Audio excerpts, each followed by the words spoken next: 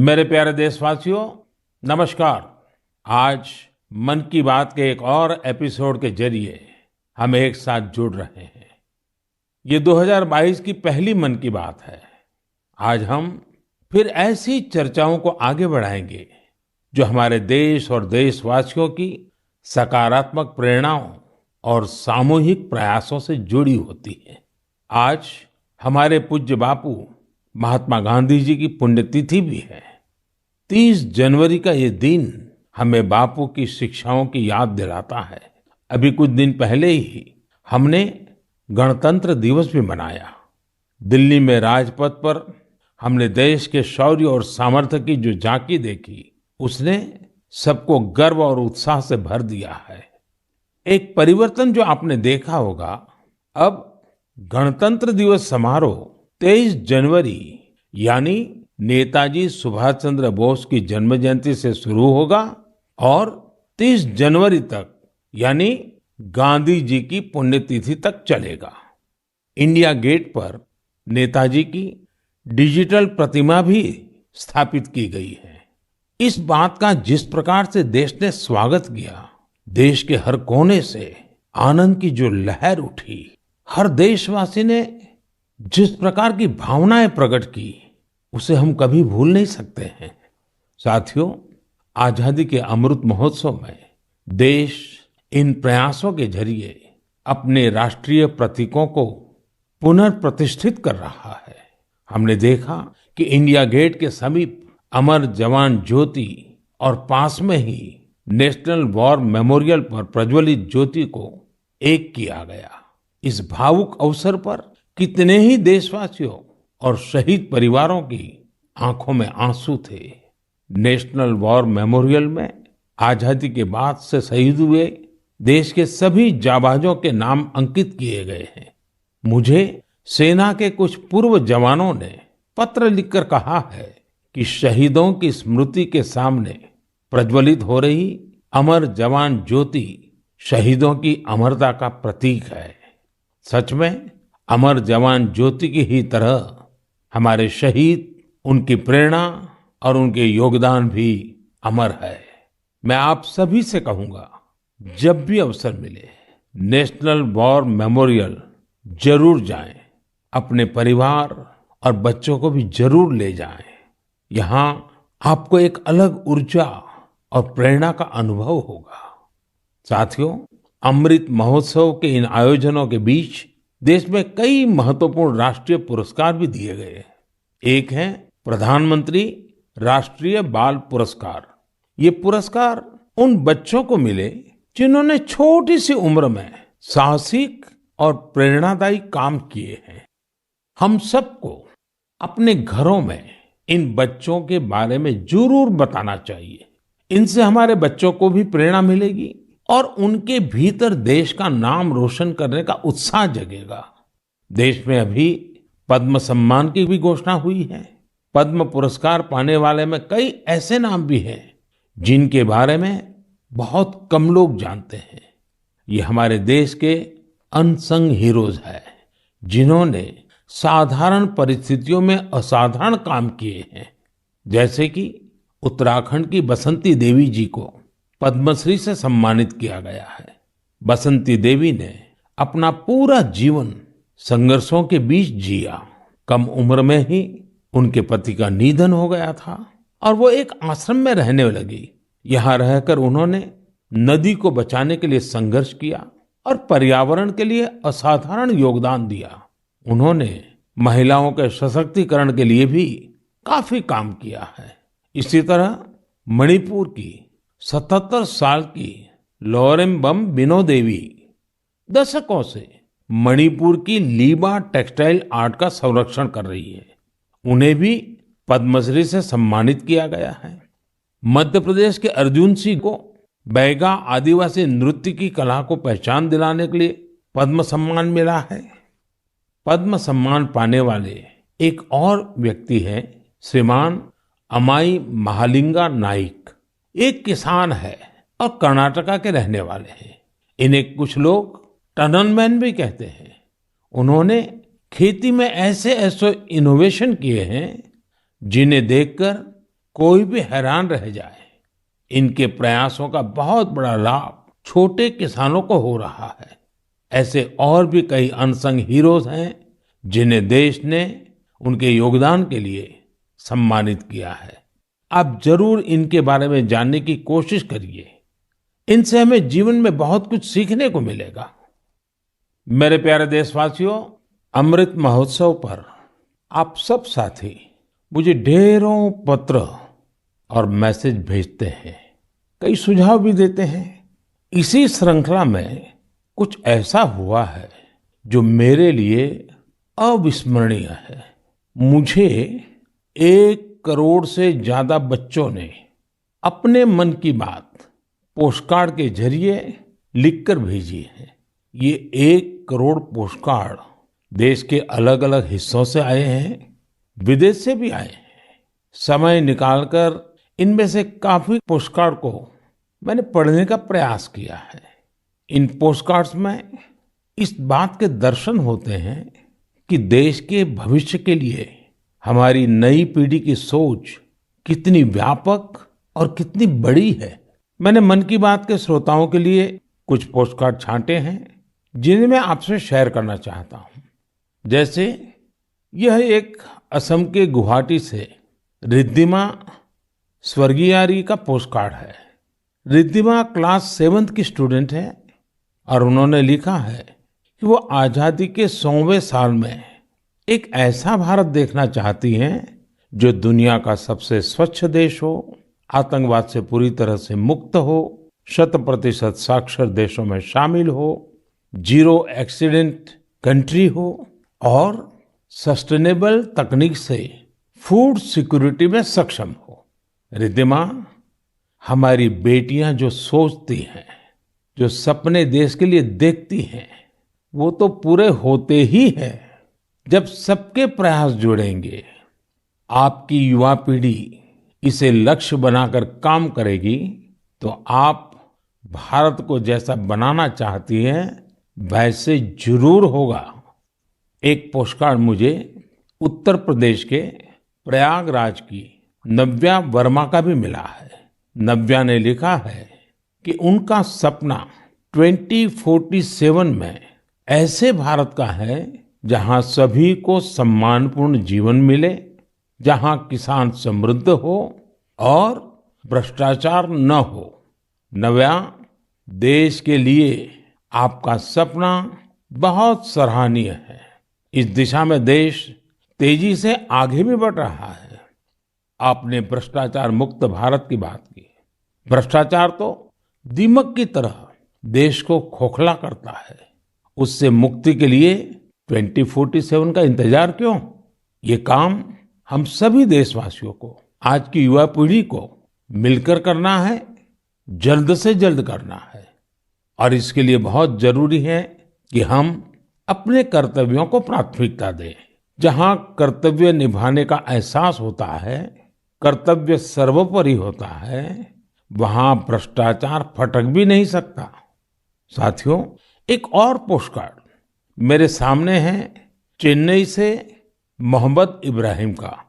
इब्राहिम 2047 में भारत को रक्षा के क्षेत्र में एक बड़ी ताकत के रूप में देखना चाहते हैं।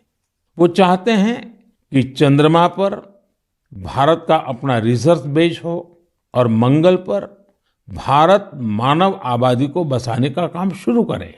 साथ ही इब्राहिम पृथ्वी को भी प्रदूषण से मुक्त करने में भारत की बड़ी भूमिका देखते हैं।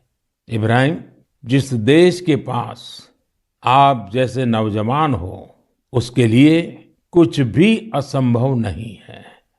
साथियों, मेरे सामने एक और पत्र है मध्य प्रदेश के रायसेन में सरस्वती विद्या मंदिर में क्लास 10 की छात्रा भावना का। सबसे पहले तो मैं भावना को कहूंगा कि आपने जिस तरह अपने पोस्टकार्ड को तिरंगे से सजाया है वो मुझे बहुत अच्छा लगा।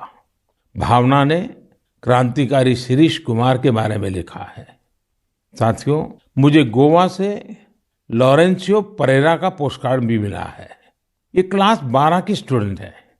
इनके पत्र का भी विषय है आजादी के अनसंग हीरोज। मैं इसका हिंदी भावार्थ आपको बता रहा हूं। इन्होंने लिखा है, भिकाजी कामा भारतीय स्वतंत्रता संग्राम में शामिल रही सबसे बहादुर महिलाओं में से एक थी। उन्होंने बेटियों को सशक्त करने के लिए देश विदेश में बहुत से अभियान चलाए, अनेक प्रदर्शनियां लगाई।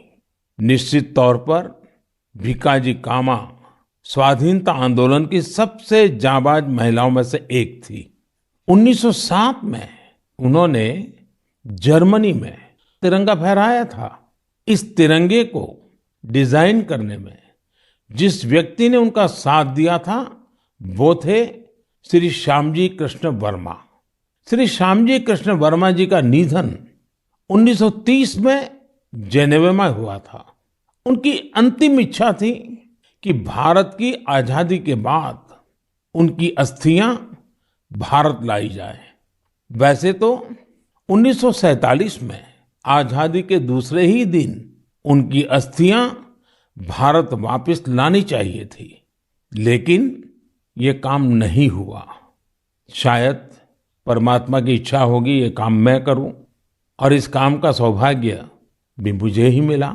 जब मैं गुजरात का मुख्यमंत्री था तो वर्ष 2003 में उनकी अस्थियां भारत लाई गई थी। श्यामजी कृष्ण वर्मा जी की स्मृति में उनके जन्म स्थान कच्छ के मांडवी में एक स्मारक का निर्माण भी हुआ है।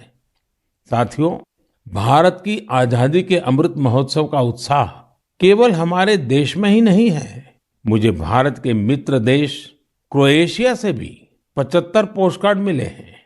क्रोएशिया के जाग्रेब में school of applied arts and design के स्टूडेंट्स, उन्होंने ये 75 कार्ड्स भारत के लोगों के लिए भेजे हैं और अमृत महोत्सव की बधाई दी है।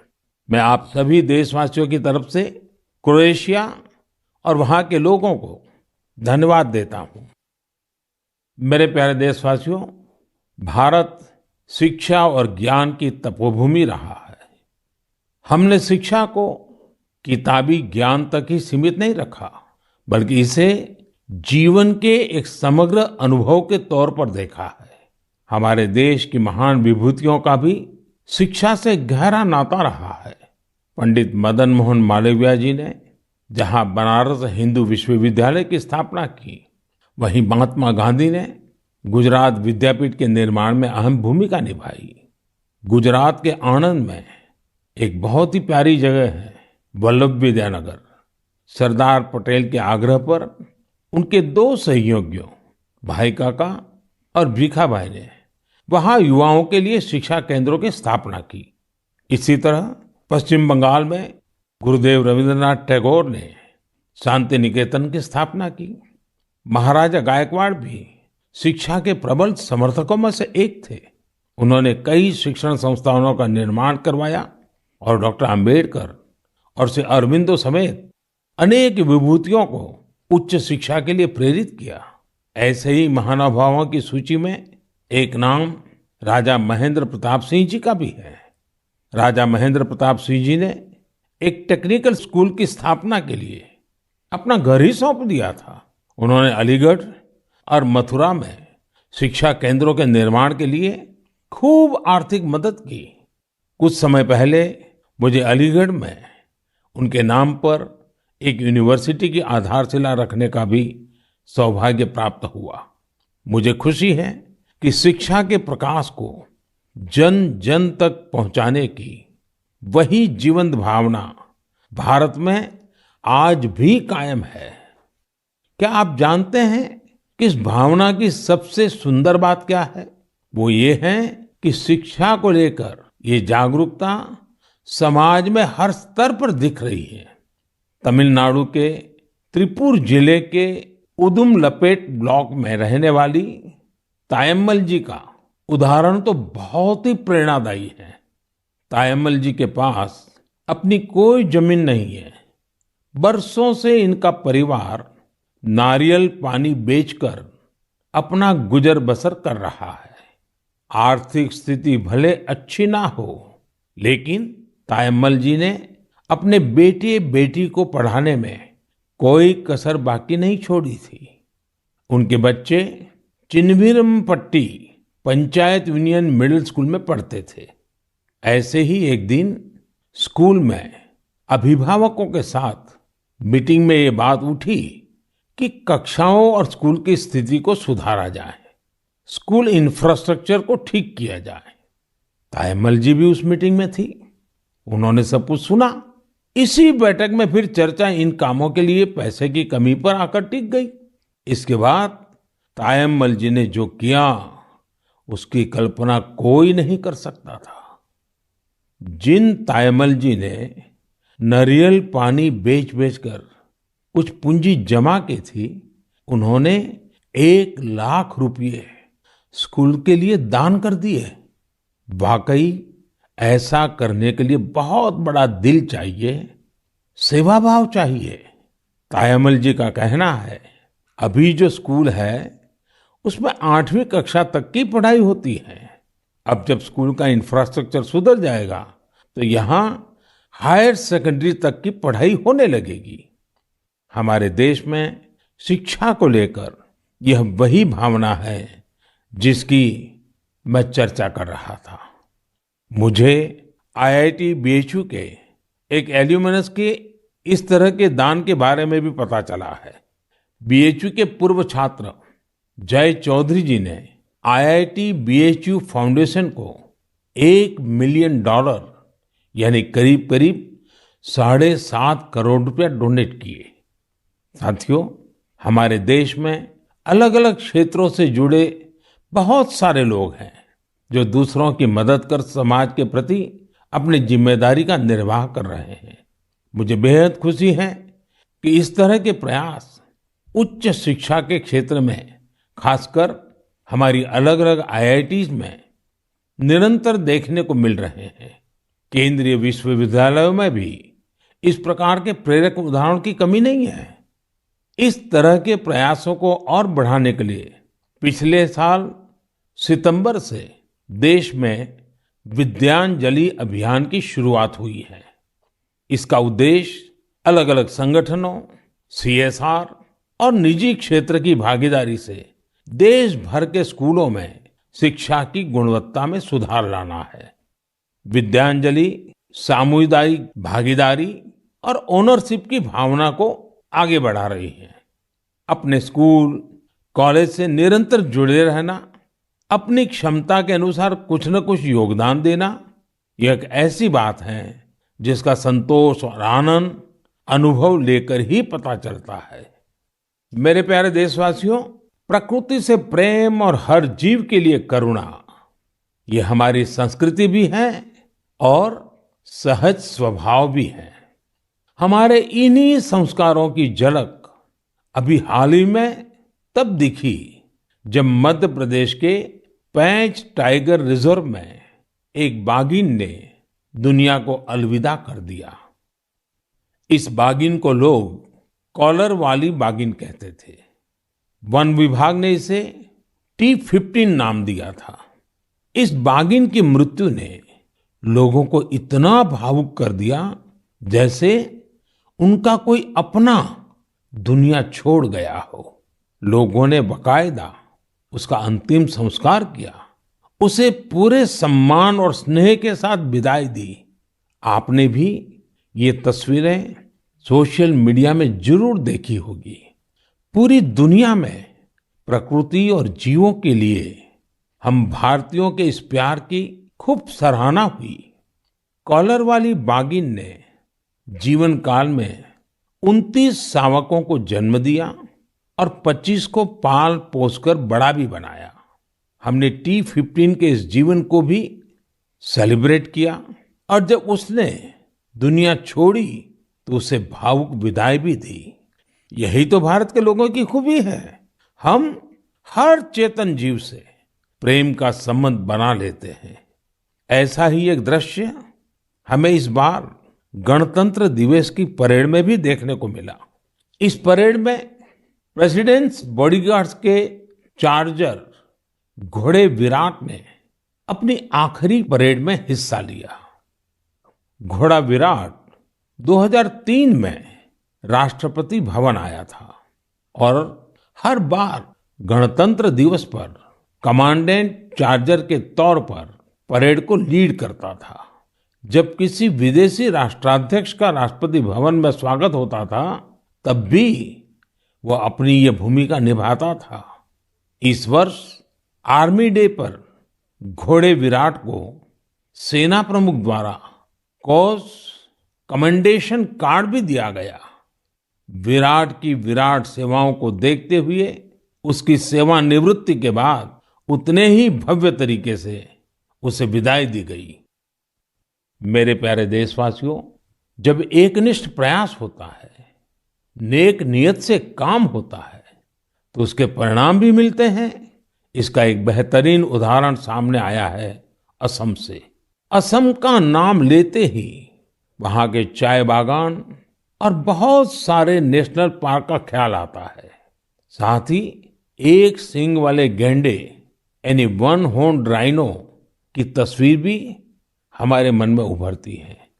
आप सभी जानते हैं कि एक सींग वाला गैंडा हमेशा से असमिया संस्कृति का हिस्सा रहा है।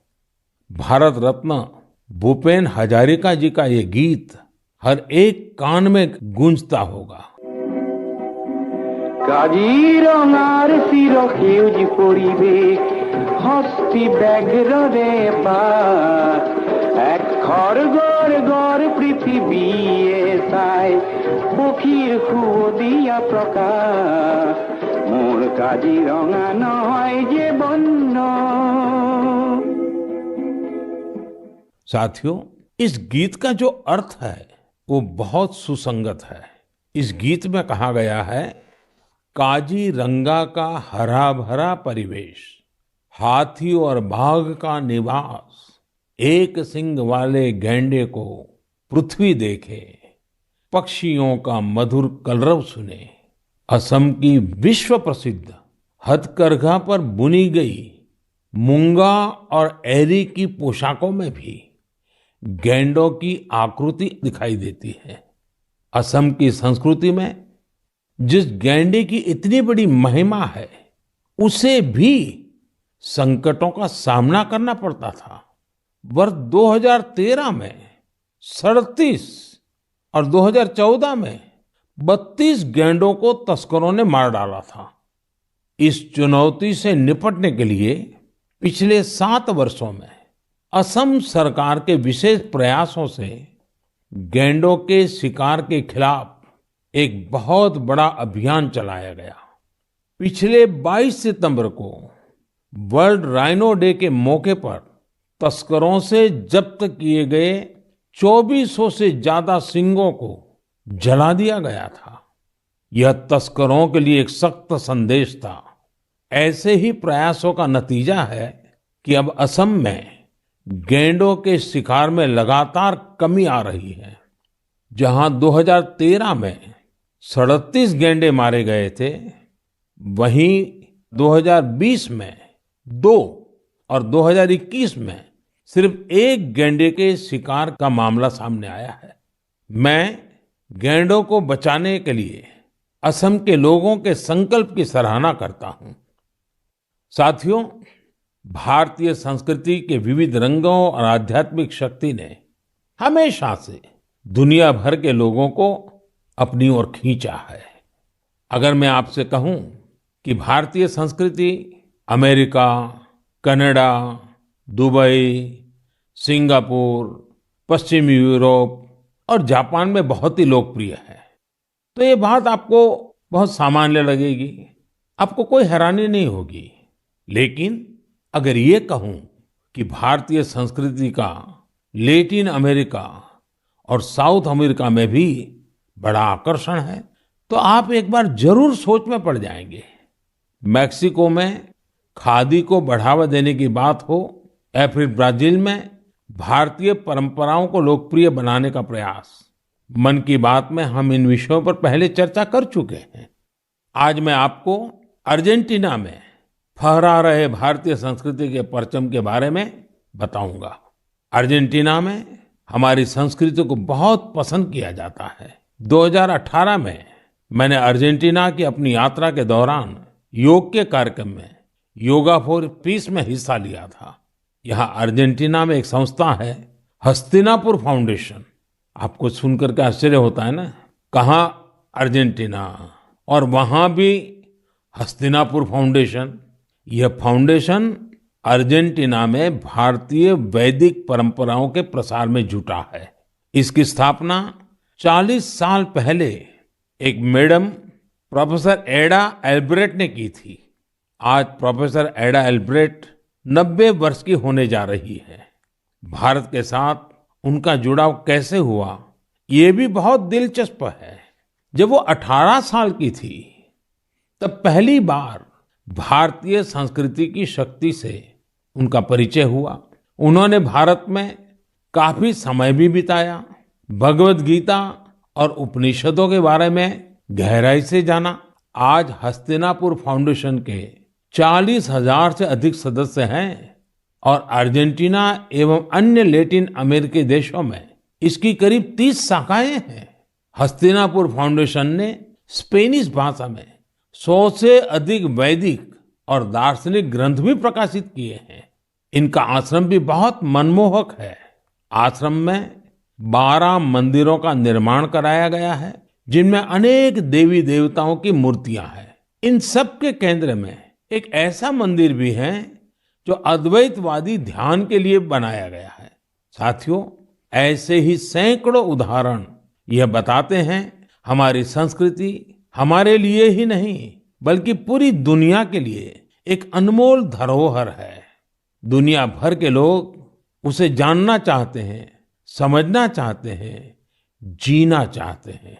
हमें भी पूरी जिम्मेदारी के साथ अपनी सांस्कृतिक विरासत को खुद अपने जीवन का हिस्सा बनाते हुए सब लोगों तक पहुंचाने का प्रयास करना चाहिए। मेरे प्यारे देशवासियों, मैं अब आपसे और खासकर अपने युवाओं से एक प्रश्न करना चाहता हूं। आप सोचिए, आप एक बार में कितने पुशअप कर सकते हैं? मैं जो आपको बताने वाला हूं वो निश्चित रूप से आपको आश्चर्य से भर देगा। मणिपुर में 24 साल के युवा थोना ओजम निरंजॉय सिंह ने 1 मिनट में 109 पुशअप्स का रिकॉर्ड बनाया है। निरंजॉय सिंह के लिए रिकॉर्ड तोड़ना कोई बात नहीं है। इससे पहले भी उन्होंने 1 मिनट में एक हाथ से सबसे ज्यादा नकल पुशअप्स का रिकॉर्ड बनाया था। मुझे पूरा विश्वास है कि निरंजॉय सिंह से आप प्रेरित होंगे और फिजिकल फिटनेस को अपने जीवन का हिस्सा बनाएंगे। साथियों, आज मैं आपके साथ लद्दाख की एक ऐसी जानकारी साझा करना चाहता हूं जिसके बारे में जानकर आपको जरूर गर्व होगा। लद्दाख को जल्द ही एक शानदार ओपन सिंथेटिक ट्रैक और एस्ट्रो टर्फ फुटबॉल स्टेडियम की सौगात मिलने वाली है। यह स्टेडियम 10,000 फीट से अधिक की ऊंचाई पर बन रहा है और इसका निर्माण जल्द पूरा होने वाला है। लद्दाख का यह सबसे बड़ा ओपन स्टेडियम होगा जहां 30,000 दर्शक एक साथ बैठ सकेंगे। लद्दाख के इस आधुनिक फुटबॉल स्टेडियम में 8 लेन वाला एक सिंथेटिक ट्रैक भी होगा। इसके अलावा यहाँ 1,000 बेड वाले एक हॉस्टल की सुविधा भी होगी। आपको ये जानकर भी अच्छा लगेगा कि इस स्टेडियम को फुटबॉल की सबसे बड़ी संस्था फीफा ने भी सर्टिफाई किया है। जब भी स्पोर्ट्स का ऐसा कोई बड़ा इंफ्रास्ट्रक्चर तैयार होता है तो यह देश के युवाओं के लिए बेहतरीन अवसर लेकर आता है। साथ साथ जहां ये व्यवस्था होती है वहां भी देश भर के लोगों का आना जाना होता है, टूरिज्म को बढ़ावा मिलता है और रोजगार के अनेक अवसर पैदा होते हैं।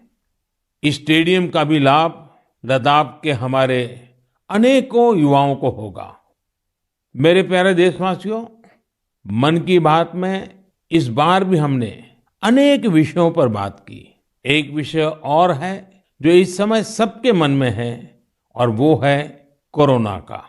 कोरोना की नई वेव से भारत बहुत सफलता के साथ लड़ रहा है। ये भी गर्व की बात है कि अब तक करीब करीब 4.5 करोड़ बच्चों ने कोरोना वैक्सीन की डोज ले ली है। इसका मतलब यह हुआ कि 15 से 18 साल की आयु वर्ग के लगभग 60% यूथ ने 3 से 4 हफ्ते में ही टीके लगवा लिए हैं। इससे न केवल हमारे युवाओं की रक्षा होगी, बल्कि उन्हें पढ़ाई जारी रखने में भी मदद मिलेगी। एक और अच्छी बात ये भी है कि 20 दिन के भीतर ही 1 करोड़ लोगों ने प्रिकॉशन डोज भी ले ली है। अपने देश की वैक्सीन पर देशवासियों का ये भरोसा हमारी बहुत बड़ी ताकत है। अब तो कोरोना संक्रमण के केस भी कम होने शुरू हुए हैं। ये बहुत सकारात्मक संकेत है। लोग सुरक्षित रहें, देश की आर्थिक गतिविधियों की रफ्तार बनी रहे, हर देशवासी की यही कामना है। और आप तो जानते ही हैं, मन की बात में कुछ बातें मैं कहे बिना रह ही नहीं सकता हूं। जैसे स्वच्छता अभियान को हमें भूलना नहीं है, सिंगल यूज प्लास्टिक के खिलाफ अभियान को हमें और तेजी लानी जरूरी है। वोकल फॉर लोकल का मंत्र ये हमारी जिम्मेवारी है। हमें आत्मनिर्भर भारत अभियान के लिए जी जान से जुटे रहना है। हम सबके प्रयास से ही देश विकास की नई ऊंचाइयों पर पहुंचेगा। इसी कामना के साथ मैं आपसे विदा लेता हूं। बहुत बहुत धन्यवाद।